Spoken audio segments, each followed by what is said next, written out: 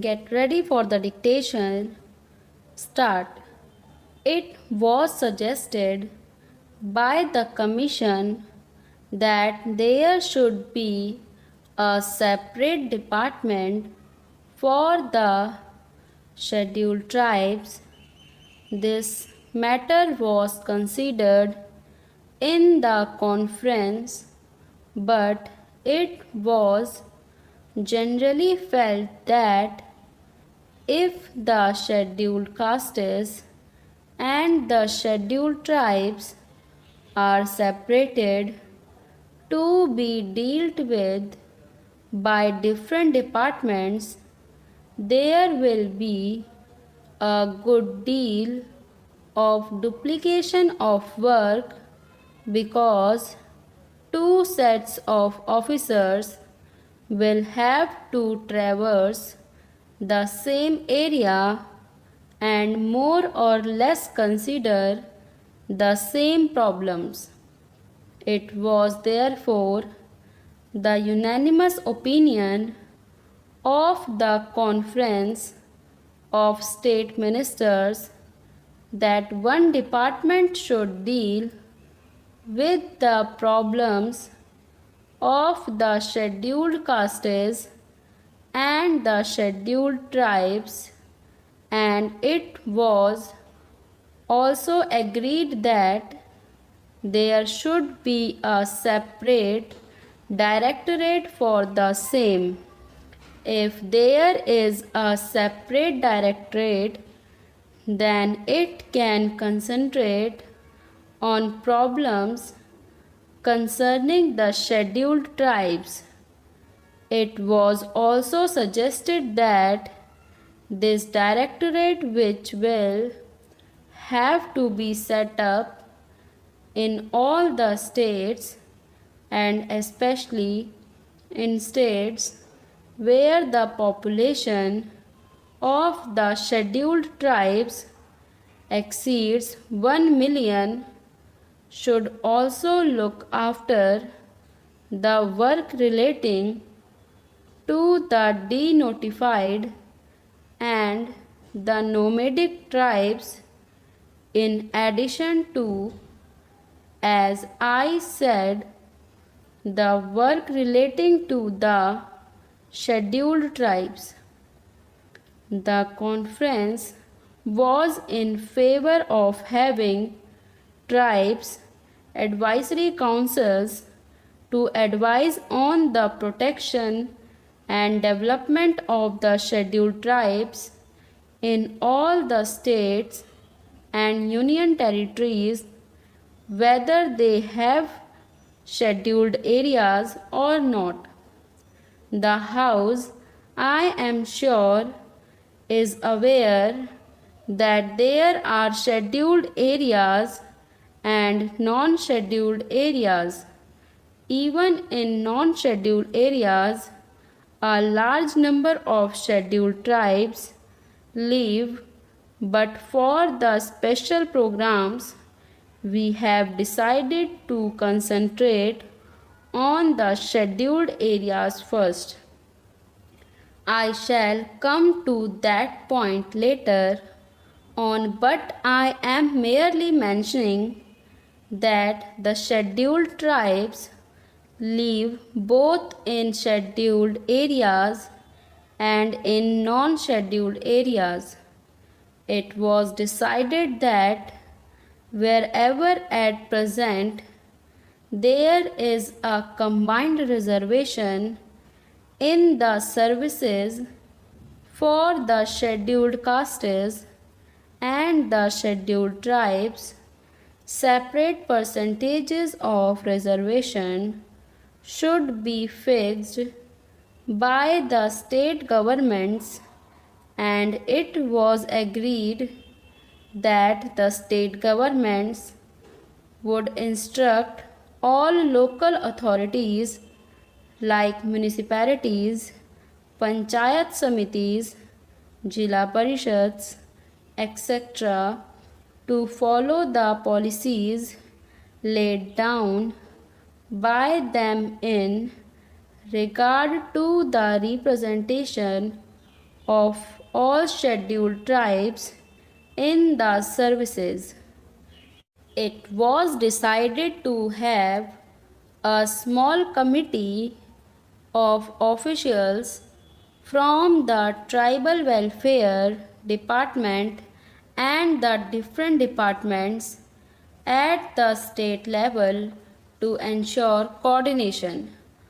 The conference also agreed that there should be a section under the Chief Secretary for evaluation of the tribal welfare program.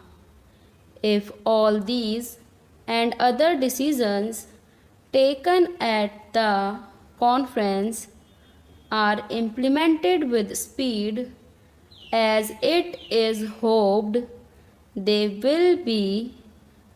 will be considerable improvement of the conditions which exist at present. I also want to mention, Madam, that we were told in the conference that this work was going to be entrusted to the Jila Parishads and Panchayats, and some of the schemes which have to be implemented in the rural areas will be executed by the Panchayats and the Jila Parishads. Well, I welcome this suggestion, but I only wanted to caution the district authorities and the state governments not to leave everything to the Jila Parishads and Panchayats and have no supervision and watch over their work. My fear is that because this will be a new work for them, they may not be able to bestow enough attention to the problems or the schemes concerning the scheduled tribes. They will have many other things to do.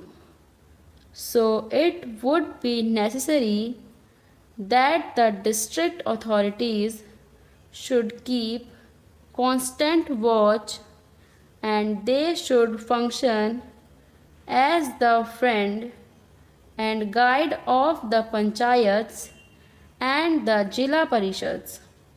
Madam, there are two major schemes in respect of the scheduled tribes in the central sector of the program, which are controlled by the Ministry of Home Affairs and on which the entire expenditure is borne by the Government of India. These are the scheme of tribal development blocks and the scheme relating to promotion of cooperation among the scheduled tribes, particularly in the form of forest laborers, cooperative societies, and labor contract societies.